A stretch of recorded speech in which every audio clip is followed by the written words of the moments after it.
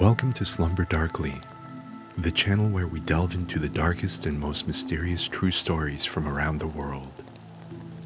These are the tales that keep you awake at night, wondering about the hidden depths of human nature. Tonight, we explore one of the most gruesome and perplexing cases in American history, the Icebox Murders. Set in 1965 Houston, Texas, this chilling tale involves a reclusive son, his elderly parents, and a discovery so horrifying that it shocked an entire community. As we journey through the twists and turns of this story, you'll find yourself questioning everything you thought you knew about the people closest to you. Settle in as we unravel the disturbing case of Charles Frederick Rogers and the unsolved murders of his parents, Fred and Edwina Rogers. It all began on a warm June day in 1965, when two Houston police officers were dispatched to the home of Fred and Edwina Rogers, an elderly couple who lived in the Montrose neighborhood. The officers were responding to a call from Edwina's nephew Marvin, who had grown concerned after not hearing from his aunt for several days. The Rogers family home, located at 1815 Driscoll Street, was an unassuming, modest house that gave no indication of the horrors hidden within its walls. As the officers approached the house, they noticed nothing out of the ordinary. The front door was locked and the windows were shut tight, but there were no signs of forced entry or disturbance. After several attempts to rouse the occupants, the officers decided to force their way in, hoping to find the elderly couple inside, perhaps in need of medical assistance. When they entered the house, everything seemed normal at first glance. The dining room table was set with food, as if Fred and Edwina had been about to sit down to a meal. The house was clean and orderly, and there was no immediate indication that anything was amiss. But as the officers moved deeper into the house, an uneasy feeling began to settle over them. Something wasn't right. As they continued their search, one of the officers opened the refrigerator. What he found inside would haunt him for the rest of his life. The refrigerator was filled with what appeared to be neatly packaged cuts of meat, stacked on the shelves in an almost methodical manner. At first, the officer thought he was looking at pork, but something about the color and texture of the meat struck him as odd. Then, he noticed the vegetable bin at the bottom of the fridge. Inside were two human heads, staring back at him with lifeless eyes. The officer recoiled in horror, slamming the fridge door shut and calling for backup. The discovery had transformed a routine welfare check into one of the most gruesome crime scenes in Houston's history. When investigators arrived, they quickly determined that the remains in the fridge belonged to Fred and Edwina Rogers, the elderly couple who lived in the house. Their bodies had been carefully dismembered, the pieces washed and wrapped before being stored in the fridge. The freezer compartment contained a torso, and a search of the house revealed that the organs had been cut up and flushed down the toilet. As the investigation unfolded, the spotlight quickly turned to Fred and Edwina's son, Charles Frederick Rogers.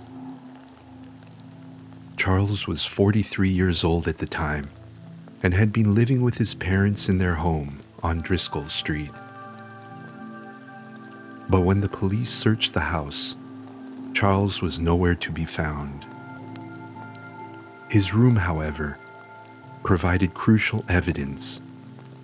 A blood-stained keyhole saw, believed to have been used to dismember the bodies, was found tucked away in a corner. The room was meticulously clean, except for this one incriminating item. Charles Rogers was an enigma, a man whose life was shrouded in mystery, even before the events of June 1965. Born on December 30th, 1921, in Houston, Texas, Charles was the only child of Fred and Edwina Rogers. His early life was marked by a strained relationship with his parents, who were reportedly controlling and abusive.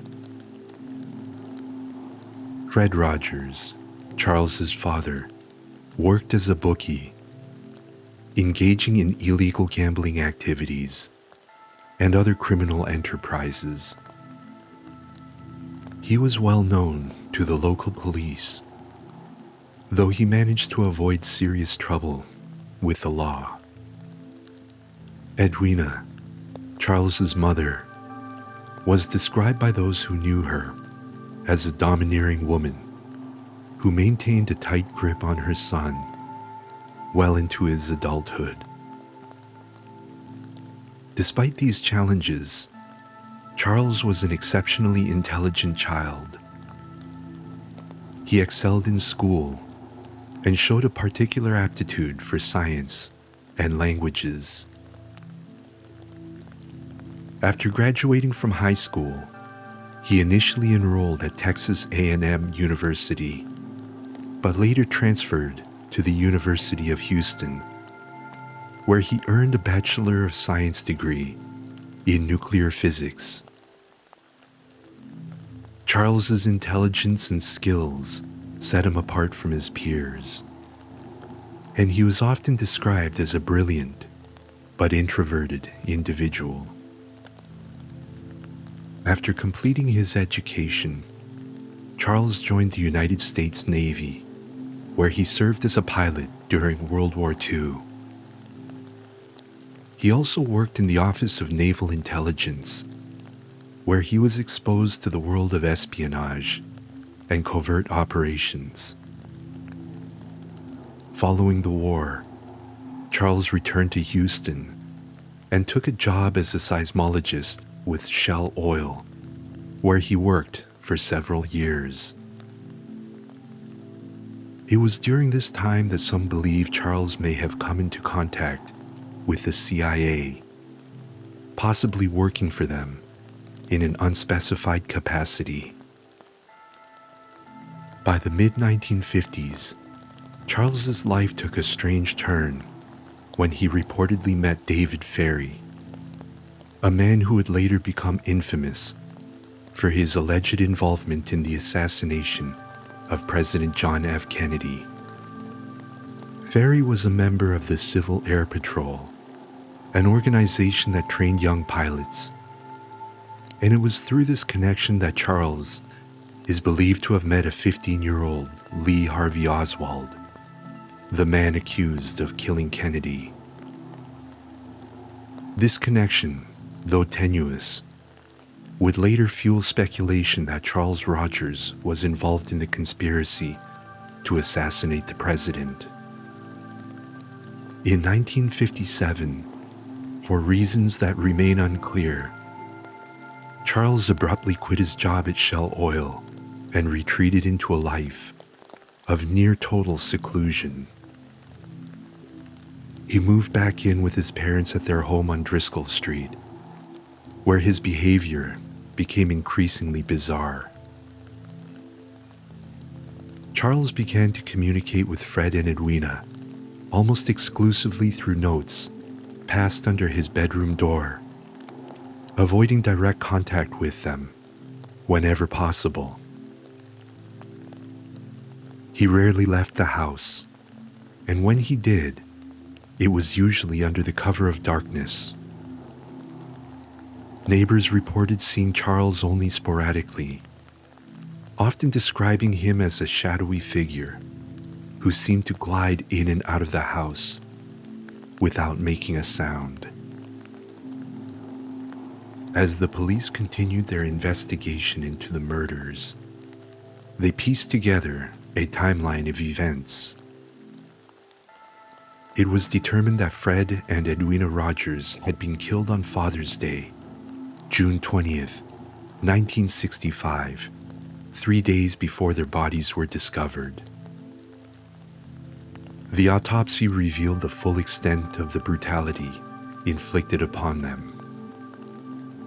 Fred, who was 81 years old at the time of his death, had been bludgeoned with a claw hammer, his eyes gouged out, and his genitalia removed. Edwina, aged 79, had been beaten and then shot in the head, execution style. The dismemberment of their bodies had been carried out with precision, suggesting that the killer possessed a certain degree of anatomical knowledge. The evidence all pointed to Charles Rogers as the prime suspect in the murders, but finding him would prove to be an impossible task. Despite extensive efforts by law enforcement, Charles had vanished without a trace. He seemed to have disappeared into thin air, leaving behind only a trail of blood and unanswered questions. As the search for Charles Rogers intensified, rumors and speculation began to swirl. Some believed that Charles had fled the country, possibly to Latin America, where he had been rumored to have connections.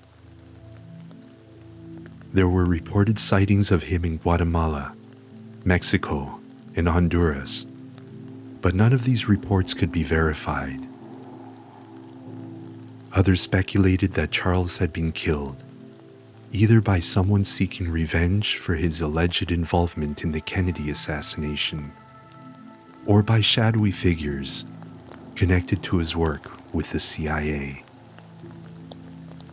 One of the most persistent theories about Charles Rogers is that he was involved in the assassination of President John F. Kennedy in 1963. According to this theory, Rogers was one of the three tramps, a group of men who were photographed at Dealey Plaza shortly after the assassination and who were briefly detained by police before being released. The identities of the three tramps have long been a subject of debate among conspiracy theorists, and some believe that Rogers, with his background in intelligence and his possible connections to the CIA, played a role in the plot to kill the president. While there is no concrete evidence to support these claims, the mystery surrounding Charles Rogers and his possible involvement in the Kennedy assassination has only added to the intrigue of the Icebox Murders. Over the years, various authors and researchers have attempted to unravel the truth, but the case remains unsolved, and Charles Rogers' true fate is still unknown. In 1975, 10 years after the murders, Charles Frederick Rogers was declared legally dead. The house at 1815 Driscoll Street, which had remained empty and unsold after the murders, was eventually demolished in 1972, erasing the physical trace of the crime, but leaving behind a legacy of unanswered questions. The case of the Icebox Murders is one that has haunted the city of Houston for decades.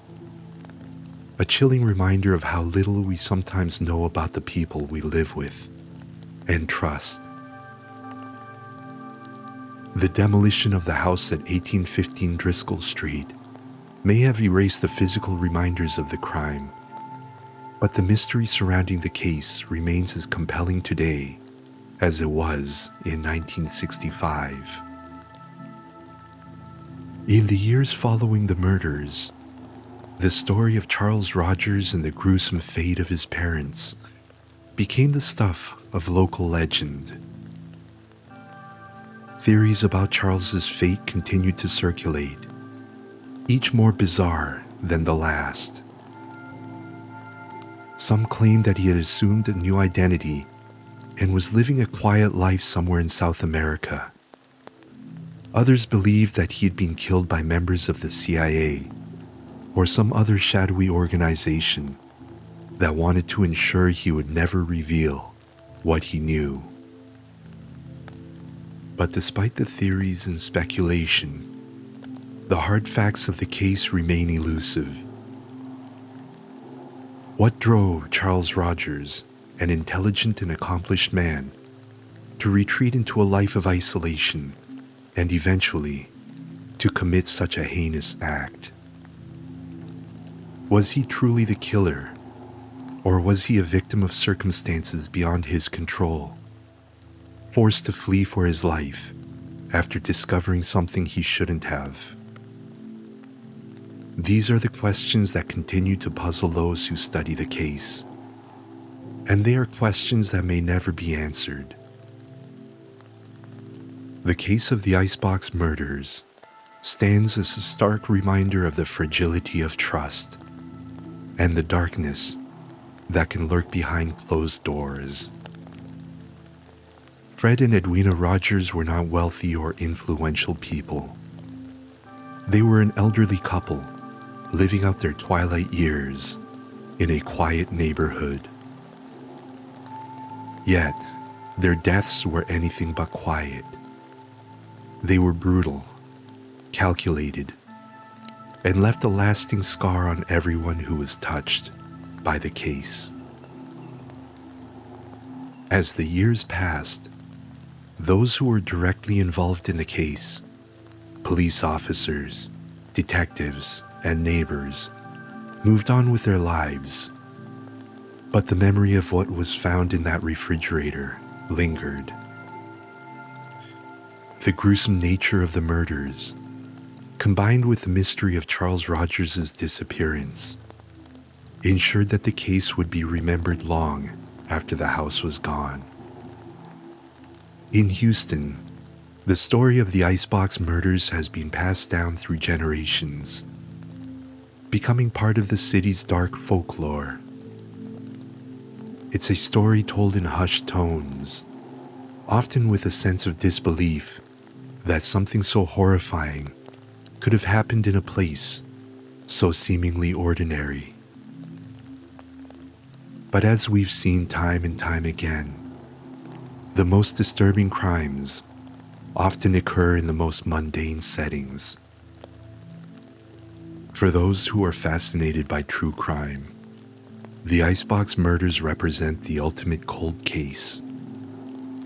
A mystery that has all the elements of a great thriller, a brilliant but reclusive suspect, a brutal crime, and an unexplained disappearance.